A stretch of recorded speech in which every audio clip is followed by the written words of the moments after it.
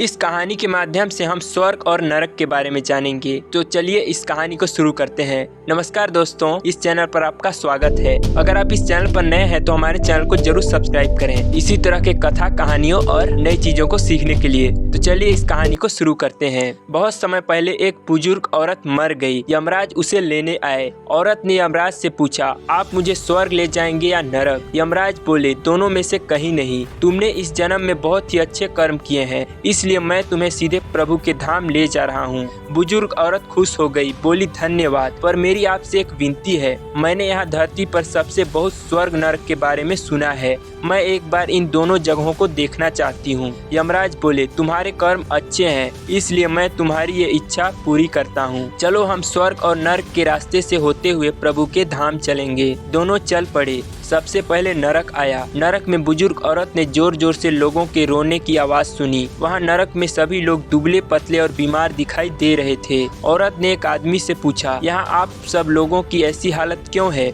आदमी बोला, तो और कैसी हालत होगी? मरने के बाद जब से यहाँ आए हैं हमने एक दिन भी खाना नहीं खाया। भूख से हमारी आत्माएं तड़प रही हैं। बुजुर्ग औरत की नजर एक विशाल पतीले पर पड़ी, जो कि लोगों के कद से करीब 300 फुट ऊंचा होगा। उस पतीले के ऊपर एक विशाल चम्मच लटका हुआ था। उस पतीले में से बहुत ही शानदार खुशबू आ रही थी। बुजुर्ग औरत ने उस आदमी से पूछा, इस पतीले में क्या है? आदमी मायूस होकर बोला, ये पतीला बहुत ही स्वादिष्ट खीर से हर समय भरा रहता है। बुजुर्ग औरत ने हैरानी से पूछा, इसमें खीर है तो आप लोग पेट भर के ये खीर खाते क्यों नहीं? भूख से क्यों तड़प रहे हैं? आदमी रो रो कर बोलने लगा, कैसे खाएं? ये पतीला 300 फीट ऊंचा है, हम में से कोई भी उस पतीले तक नहीं पहुंच पाता। बुजुर्ग औरत को उन पर तरस आ गया। सोचने लगी, बेचारे खीर का पतीला होते हुए भी भूख से बेहाल हैं। शायद ईश्वर ने इन्हें यही दंड दिया होगा। यमराज बुजुर्ग औरत से बोले, चलो हमें देर हो रही है। दोनों चल पड़े। कुछ दूर चलने पर स्वर्ग आया। वहाँ पर बुजुर्ग औरत को सबकी हंसने खिलखिलाने की आवाज सुनाई दी। सब लोग बहुत खुश दिखाई दे रहे थे। उनको खुश देखकर बुजुर्ग औरत भी बहुत खुश हो गई। और वहाँ स्वर्ग में भी बुजुर्ग औरत की नजर वैसे ही 300 फुट ऊंचे पतीले पर पड़ी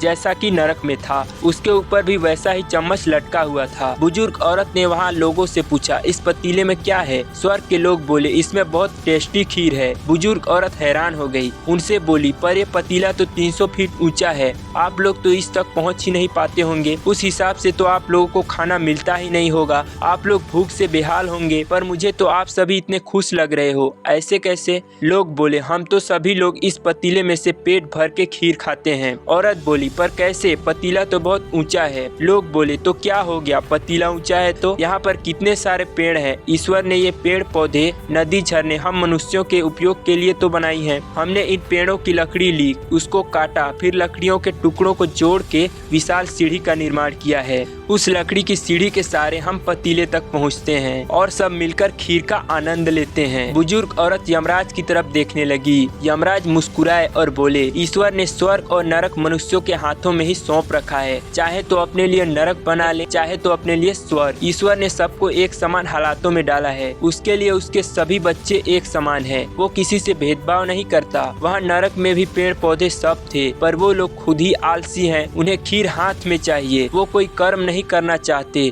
कोई मेहनत नहीं करना चाहते, इसलिए भूख से बेहाल हैं। क्योंकि ये तो ईश्वर की बनाई हुई इस दुनिया का नियम है कि जो कर्म करेगा, मेहनत करेगा, उसी को मीठा फल खाने को मिलेगा। बोलो जय श्री कृष्ण। दोस्तों, आज की कहानी आपको कैसी लगी कमेंट में जरूर बताएं।